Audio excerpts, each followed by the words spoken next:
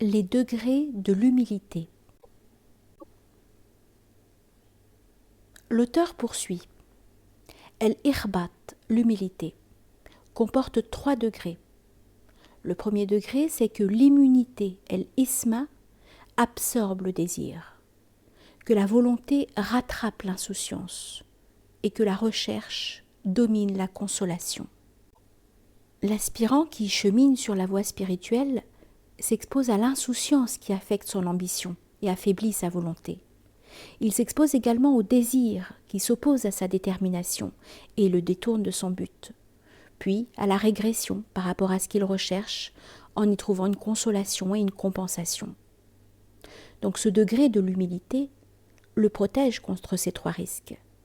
Ainsi, son immunité absorbe son désir et le dompte complètement. Lorsque cette immunité domine totalement le désir, ceci constitue bien une preuve que le serviteur est devenu réellement humble, qu'il est entré dans la station spirituelle de la sérénité, el Toma'enina, et qu'il occupe sa première étape. Ceci montre qu'il s'est débarrassé des hésitations de ses pensées pour ne s'attacher qu'à la rectitude, à la détermination et au sérieux dans sa progression spirituelle. Cela constitue la marque de l'apaisement dont il bénéficie. Il faut savoir à ce propos que la volonté, el-irada, représente pour les soufis le nom de la première demeure spirituelle des itinérants vers Dieu, et que l'aspirant, el-murid, est celui qui a quitté sa nature et son âme charnelle pour s'engager dans le voyage vers Dieu et la demeure finale. Donc lorsqu'il s'installe dans la demeure de l'humilité, el-irbat, sa volonté enveloppe son insouciance et lui permet de s'y rattraper. Quant au fait que sa recherche domine sa consolation, cela indique que son amour triomphe de sa consolation et l'anéantit à jamais.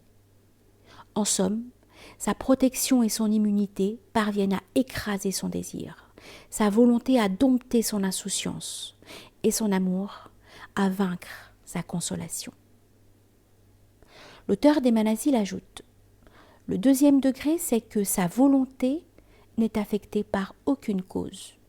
Son cœur n'est effarouché par aucun accident et sa progression n'est bloquée par aucune tentation. » Voilà donc 3 autres choses qui peuvent s'opposer à celui qui est doté d'une volonté sincère et véridique. Une cause qui affecte cette résolution même, une cause qui affecte sa volonté, un effarouchement qui peut l'envahir, notamment dans ses moments de solitude, et une tentation qui cherche à bloquer son cheminement.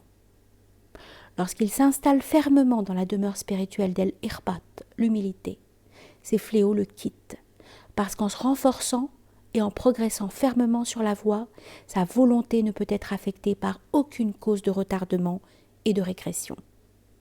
Mais ces modes de résolution ne sont acquis que par celui dont le cœur est illuminé par les lumières des effets des noms et des attributs divins, qui est baigné de l'irradiation de leur signification et imprégné de la réalité de leur certitude.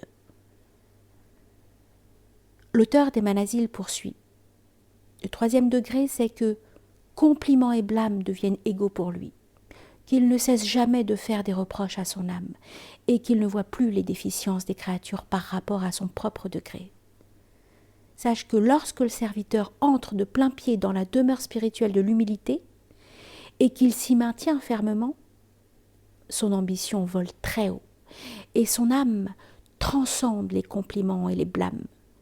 Il ne se réjouit plus des éloges faits par les gens et ne s'attriste pas de leur dénigrement. Telle est la qualité de celui qui s'est libéré des exigences propres à son âme et qui s'apprête à s'éteindre dans l'adoration de son Seigneur. Car son cœur, touché par la saveur de la foi et de la certitude, est devenu un champ de réflexion des lumières des noms et des attributs divins. Il ne cesse de faire des reproches à son âme, car dans cette demeure spirituelle, il n'est jamais satisfait d'elle. Il la déteste même et souhaite la quitter. Par nefs, âme, les soufis entendent les qualités déficientes chez le serviteur et tout ce qui est blâmable dans son caractère et dans ses actes. Qu'il s'agisse de ce qui est inné ou de ce qui est acquis, et il est extrêmement sévère avec elle, et il ne cesse de la blâmer. C'est du reste l'une des deux interprétations de ce verset. Non, je jure par l'âme qui ne cesse de blâmer. Saïd ben Jubayr et Ikrima comprennent qu'elle ne cesse de blâmer pour le bien et le mal, et qu'elle manque de patience dans les moments d'aisance et de difficulté. Pour Qatada, il s'agit de l'âme perverse. Selon Mujahid, il s'agit de l'âme qui regrette le passé et qui dit « Si j'avais fait ceci, pourquoi ne l'ai-je pas fait ?» Al-Farah dit pour sa part « Il n'y a aucune âme bonne ou mauvaise qui ne se fasse pas des reproches. Si elle fait du bien, elle dit « Ne pourrais-je pas faire mieux ?» Et si elle fait du mal, elle dit « Si seulement je ne l'avais pas fait. » Pour Al-Hassan, il s'agit de l'âme croyante. « Par Dieu, dit-il, le croyant ne cesse de se faire des reproches à lui-même en se disant « Qu'est-ce que j'ai voulu en prononçant tel mot? Qu'ai-je voulu en mangeant telle chose ?» Quant au pervers, il ne cesse d'aller de l'avant sans jamais exiger des comptes à son âme et sans lui faire de reproches. Enfin, pour Muqatil, il s'agit de l'âme impie qui se fera des reproches dans la vie future pour ses négligences dans le bas monde à propos des commandements de Dieu. Autrement dit, celui qui a voué sincèrement son âme à Dieu déteste rester en tête-à-tête avec elle parce qu'il désire qu'elle soit acceptée par celui à qui elle est offerte comme une offrande. Il faut savoir aussi que tous les spirituels sont d'accord sur le fait que l'âme constitue un voile entre le serviteur et Dieu, et qu'il ne parvient pas à accéder auprès de son Seigneur tant qu'il n'a pas traversé ce voile. Abu Yazid al-Bistami disait « J'ai souhaité voir en songe le Seigneur de la toute-puissance. Et j'ai dit « Seigneur, comment aller vers toi ?» Il a dit « Laisse ton âme et viens. »